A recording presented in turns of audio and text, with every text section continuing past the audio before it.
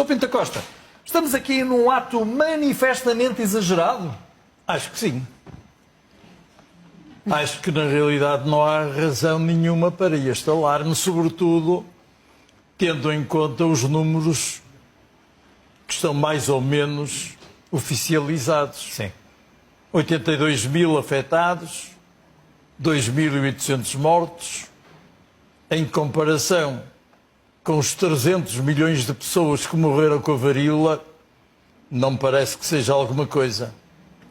Em relação aos milhões que morreram com a SIDA e que continuam a morrer, também não me parece que haja razões para alarme. Está-se a exagerar um bocadinho. E eu acho que a prudência é que está exata. Porque, em boa verdade, primeiro, filtrar os números, muitos deles são fake notices, são notícias falsas. Primeiro ponto. Segundo ponto, verificar, do ponto de vista epidemiológico, quem morre. Quem morre, e eu acho que as pessoas que tenham 80 anos ou mais devem estar muito preocupadas, porque quem morre tem mais de 80 anos. Do ponto de vista epidemiológico, não tem significado. Os americanos pretendem já ter elaborado uma vacina. Sim. Pois, efetivamente, já tem patente dessa vacina, será um grande negócio, como todos os outros negócios relacionados com esta doença, em que o vírus a 200 graus desaparece e, além disso, também que o vírus, 24 horas fora do organismo, morre. De modo que, quando nós não compramos camisolas chinesas com medo do vírus, é um disparate, porque se já tem 24 horas, ele morreu espontaneamente. E quem diz isso, diz livros, diz esferográficas e outra coisa qualquer. Esta paranoia das máscaras, eu posso contar um episódio muito curioso. Na semana passada estive em Londres e em Gatwick, no aeroporto, verifiquei que um indivíduo, mais do que havia muita gente com máscaras, e na casa de banho o indivíduo estava de máscaras, fez as suas necessidades e não lavou as mãos. Ai, olha que inteligente. Isto eu vi, fiquei um bocado admirado e disse, bom, faz parte da paranoia. Claro. Este comportamento. Claro. Na realidade, o que é importante é lavar as mãos. Isso. É lavar as mãos. É lavar as mãos e proteger-se. A máscara não. A máscara, importantíssima. Se eu souber que tenho gripe, que estou infectado com o coronavírus, por uma questão de prevenção em relação aos outros, eu devo andar de máscara. Agora, se eu não tenho nada, eu não tenho que ter máscara para nada. Eu só, como não infectado, só se justifica a máscara de eu a colocar se tiver que fazer uma zaragatoa, examinar a boca de outro paciente. Claro. Sobretudo, eu acho que o importante será o estilo de vida. E que nós nos preocupemos, até certo ponto, com esta gripe. É claro que no ano passado ninguém se preocupou com a gripe. No entanto, morreram 3 mil portugues. Com gripe. Com gripe. Com a gripe sazonal. Ora, sem ser corona. Dizer, as pessoas morrer com o gripe de outro vírus qualquer não se importam.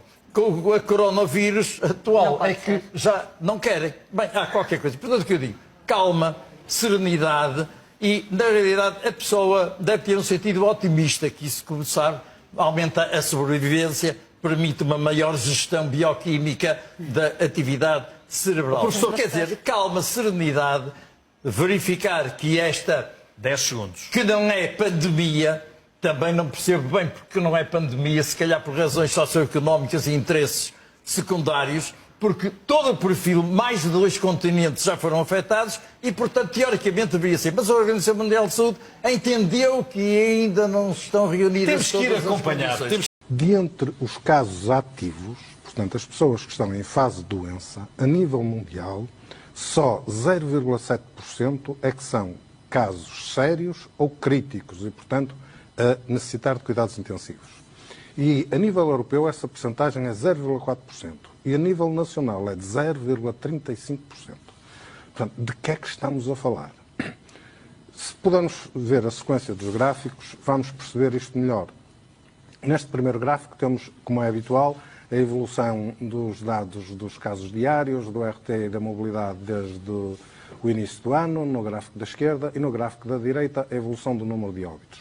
E é claro, ao olhar para ali, que a mortalidade é irrelevante neste momento. Em termos de impacto sobre a saúde e sobre a sociedade, obviamente não em termos de impacto pessoal sobre cada uma das pessoas que têm esse infeliz desenlace. Aquelas linhas amarelas, horizontais no topo, são os valores atingidos para cada um daqueles indicadores no pico da pandemia, portanto em janeiro e fevereiro. E se virmos, a incidência andou acima de 2.000 casos por 100.000 habitantes. A incidência há 14 dias agora está em 231. A taxa de mortalidade foi de 2,73%, agora é de 0,03%. Nem se vê a linhinha da mortalidade ali em baixo. Ou seja, mais de 90 vezes menos do que foi na altura mais crítica da pandemia. O número de internamentos está ali, 613, que compara com o número ocorrido na altura de pico, 6.000 e mais de 6.800. E o número de internamentos ou doentes em cuidados intensivos, 136, hoje já são 133, compara com 904. De que é que estamos a falar?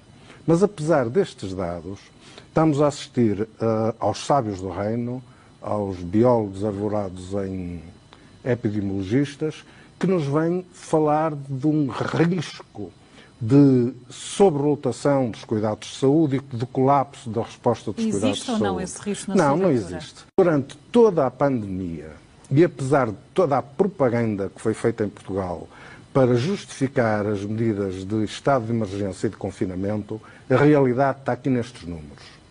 A taxa de ocupação dos hospitais foi sempre inferior em período de pandemia, mesmo em janeiro de 2021, aos meses homólogos do ano 2019. E o número de episódios de urgência foi inferior em 28%, quase 30%. Onde é que estão dados objetivos sobre a sobrecarga sobre o sistema de saúde? Mas isto indica que as medidas que levaram ao encerramento dos cuidados de saúde e conduziram, por isso, a mortes evitáveis, a uma maior mortalidade a que vamos assistir nos próximos anos e a muito maior morbilidade, essas medidas foram erradas, eram evitáveis se tivesse havido a capacidade de gerir de modo centralizado e informatizado, como foi proposto na altura própria, todas as vagas hospitalares em Portugal. Foi uma questão de gestão apenas? Foi uma questão de gestão apenas e foi uma questão de ignorância sobre o que se estava a passar no terreno, que levou a que se exacerbassem medidas por mero medo, por incapacidade de perceber o que se estava a passar e reagir ao clamor de profissionais de saúde, dos arautos da desgraça que projetavam a desgraça com os seus modelos matemáticos, etc., e que levaram a que, não conhecendo o que se estava a passar no terreno, se agisse por medo, para além da pressão, obviamente, da comunicação social. O número de casos está a aumentar e vai continuar a aumentar nas próximas semanas. Eu acho que isso é um dado adquirido. E tem a ver com a variante Delta. Exatamente. Outra coisa completamente diferente é termos a noção e mantermos o bom senso para perceber qual é o impacto que isto realmente está a ter e irá ter na saúde. E neste momento é inferior ao de qualquer gripe sazonal, ou de uma gripe sazonal. E quando há uma gripe sazonal, não se para o país. Aqui é reiterar o que foi dito, a taxa de ocupação média dos 6 grandes hospitais, em 2020 compara com 2018 e 2019 e percebe-se muito bem o que eu estou a dizer. E no gráfico seguinte temos os cuidados intensivos, que foi, lembram-se, vieram 2 médicos alemães numa fantochada completa de cariz meramente propagandista político, resolver o problema dos cuidados intensivos em Portugal. Estão ali os dados que me foram remetidos pela ACSS sobre a taxa de ocupação em cuidados intensivos. A linha de cima refere-se a 2019, a linha de baixo a 2020. E há aquela quebra abrupta que tem a ver com a paragem do sistema de saúde e que fez com que a taxa de ocupação de cuidados intensivos diária fosse sempre inferior, com uma larga margem. E mesmo no período crítico, que é aquele gráfico da direita, entre 15 de novembro e 15 de abril, podemos ver que a taxa de ocupação nunca ultrapassou os 90% e apenas durante um curto período esteve perto de 85%, mas abaixo de 85%. E, portanto, o sistema tinha capacidade para responder sem se criar o pânico e o drama que se criou. Queria só dizer o seguinte, é que a questão do encerramento dos serviços de saúde, que ambos concordamos que é de uma gravidade extrema, tem uma razão. E a razão chama-se ignorância.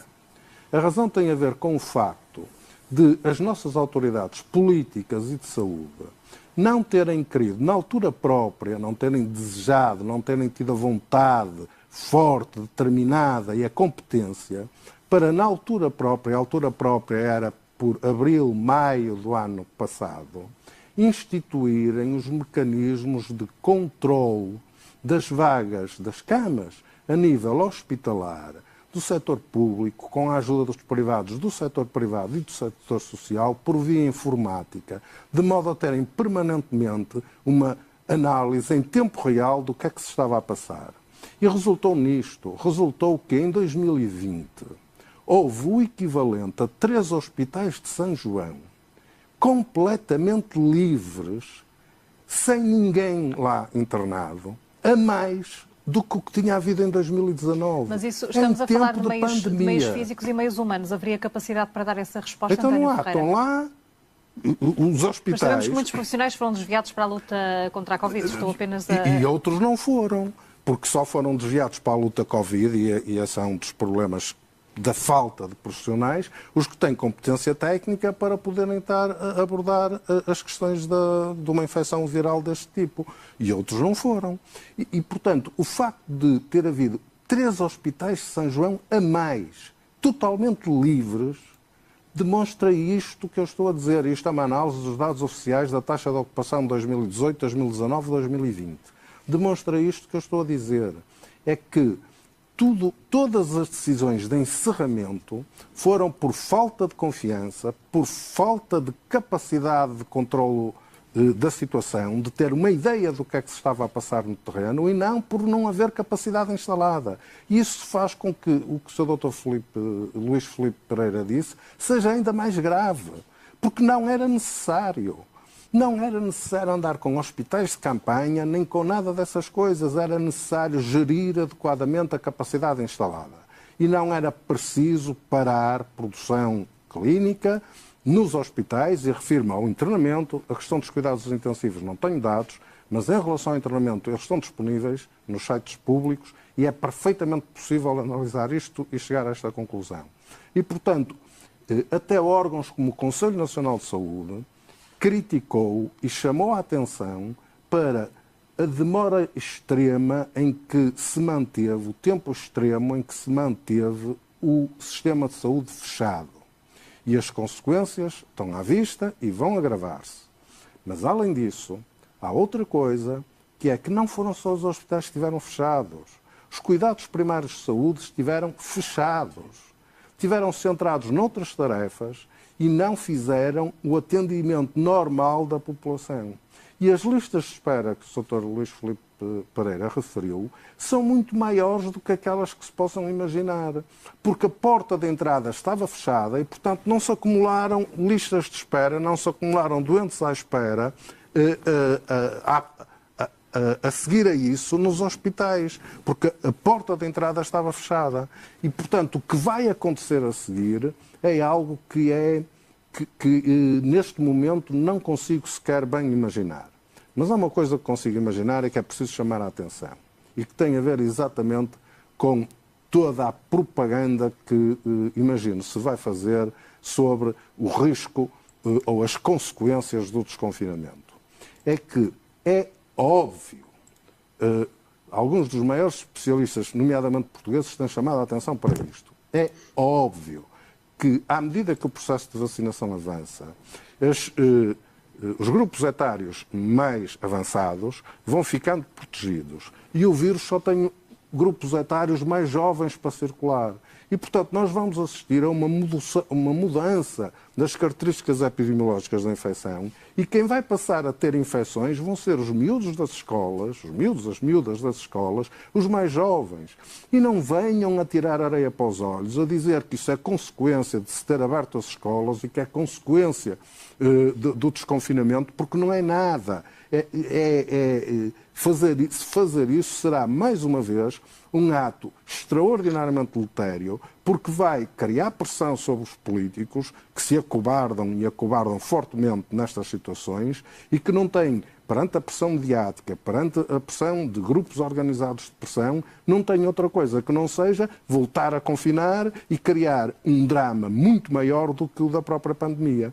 E o drama criado pelas decisões políticas relativamente a esta pandemia é muitíssimo maior do que o drama intrínseco da própria pandemia. E é isso que me entristece, é isso que me preocupa e é isso que me cria angústia, porque as consequências que a população portuguesa, e particularmente os mais pobres e os mais desfavorecidos, vão sofrer destas decisões absurdas que têm sido tomadas ao longo do último ano no combate à pandemia, desde o Sr. Presidente da República até às autoridades de saúde, nomeadamente a Direção-Geral de Saúde, já estão a ser e serão brutais. E quando as tivermos que pagar, vamos pensar bem se valeria a pena toda esta opressão sobre o pensamento livre a que assistimos durante todo este tempo, toda esta discriminação de quem pensa de modo diferente e toda esta defesa de um pensamento único que abafou qualquer hipótese de abordagem alternativa a esta pandemia. Em toda a Europa estamos a assistir ao torneio de Roland Garros de ténis com assistência, sem nenhum problema. Às provas de ciclismo com assistência nas ruas, a Volta à Itália, o Dauphiné Libéré, etc. Aos eventos futebolísticos, às competições de bilhar, de snooker, com assistência, tudo sem absolutamente nenhum problema. Porquê? Porque o problema fundamental, o único que ao qual era importante ter sido dada atenção durante todo este tempo, tem a ver com a mortalidade. E em relação a isso, as nossas autoridades foram completamente negligentes. E preocuparam-se apenas, graças a uns tais especialistas, que na maioria são totalmente ignorantes e têm currículos científicos miseráveis, a seguir uma linha de orientação centrada na incidência e no facto de haver muitos casos de Covid. Isso é irrelevante. O que é fundamental é o impacto da Covid na mortalidade. E era aí que devíamos ter dado todas as atenções. Neste momento, a mortalidade é virtualmente zero. E nós estamos, como disse ainda recentemente, a única pessoa que no meio destes todos tem de facto currículo científico a sério e que se chama Henrique Barros e que tem um currículo científico de facto extraordinariamente robusto e com impacto internacional a sério, como disse o Henrique Barros, nós estamos já numa fase de endemia e estamos a viver, portanto, uma situação que é idêntica à que vivemos com todos os outros vírus, os outros coronavírus, a gripe, etc. O que quer dizer que se em fase de endemia nós vamos continuar a manter estas restrições todas, estamos a continuar a destruir a sociedade.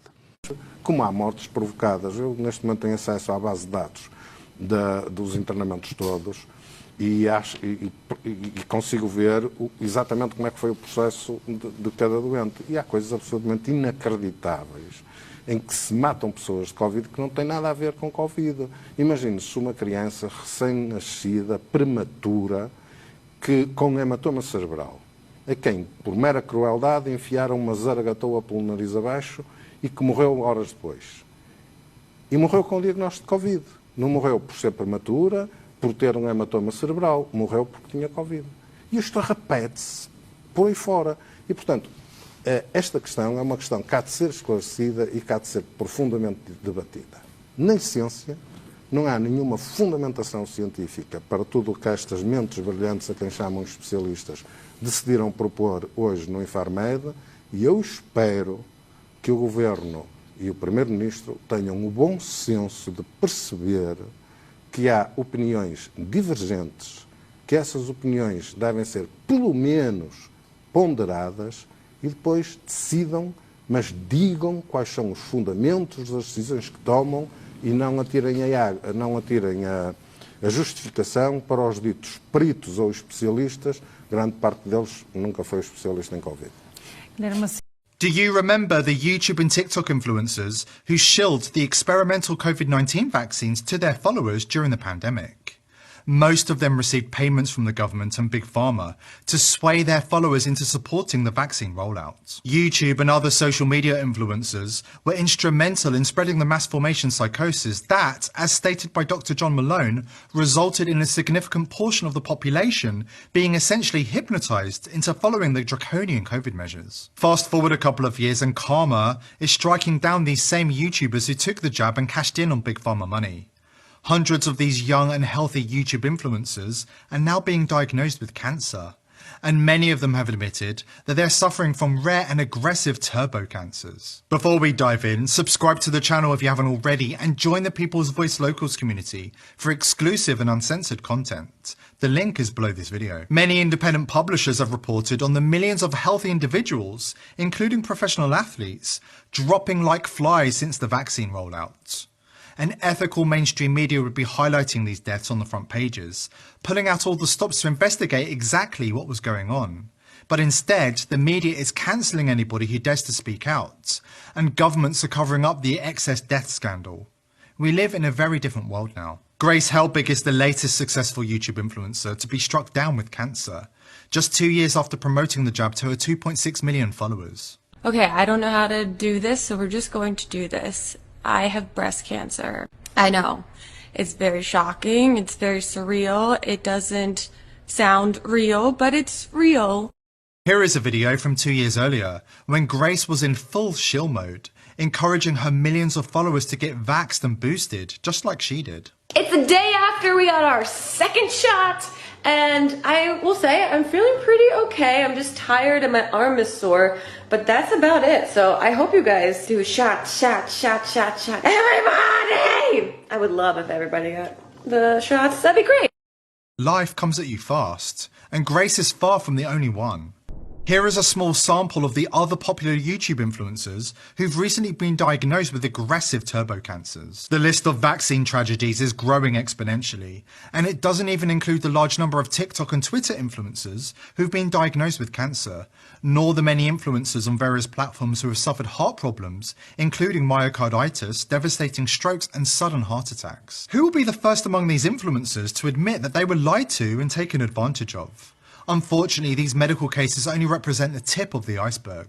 The globalist elite are using the pharmaceutical industry to carry out the biggest crime in the history of the world, according to former Pfizer Vice President Dr. Mike Yeadon, who warns that it will involve the deaths of millions, if not billions of people. Dr. Yeadon has revealed that the COVID vaccines are bioweapons, being used as part of a depopulation agenda by the deep state. Dr. Yeadon, who formerly served as Pfizer's vice president and chief scientist, explained that the COVID pandemic and the subsequent mRNA vaccination campaign was a supranational operation, years in the making and designed to injure people, to maim and to kill deliberately. Yeadon said that he came to the conclusion that the COVID pandemic was a depopulation plot by the globalists when he started seeing his Pfizer colleagues appearing on TV and telling blatant lies to the masses. When I started noticing former colleagues of mine, including Sir Patrick Vallance, saying things on the television I knew weren't true and that I knew he knew weren't true, that's when the penny dropped for me, probably February 2020. I remember saying to my wife, this is not what they're saying it is, something's going on. And then when I saw not only my country locking down, but dozens of countries locking down at the same time, I would say to your listeners, that was proof, and it's still proof, of a supranational operation. There's no way it could have happened at the local level, at the country level. Therefore, it must have occurred at the level above. Whether it was the WHO or the World Economic Forum or other, I don't know. At the very least, the things people have been injected with, the injuries to people from these so-called vaccines, I'm afraid, I wish I could tell you that it was accidental, but it wasn't accidental. I've spent 32 years in rational drug design. I know, and I knew, and wrote it, before any of them had emergency use authorization, that they were dangerous. And I'm afraid I'm convinced and would say, with my hand on the Bible in front of a court, a judge, that these injections have been made to injure people, to maim and kill, deliberately. As though that isn't damning enough, the CEO of BioNTech, the biotechnology company that worked with Pfizer to develop the world's first COVID vaccine, admitted on camera that he didn't get jabbed with a COVID vaccine himself. When asked by a reporter from the German DW network why he wasn't vaccinated, Dr. Ugur Sahin became evasive and claimed that it's illegal for him to get vaccinated and his company must focus on producing billions of vaccines for others.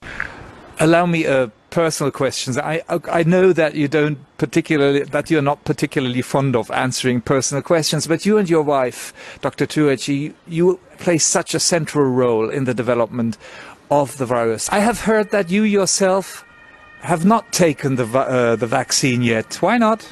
So I am legally not allowed to take the vaccine at the moment. We of course consider to make that possible. It is more important for us that our co-workers and partners get vaccinated.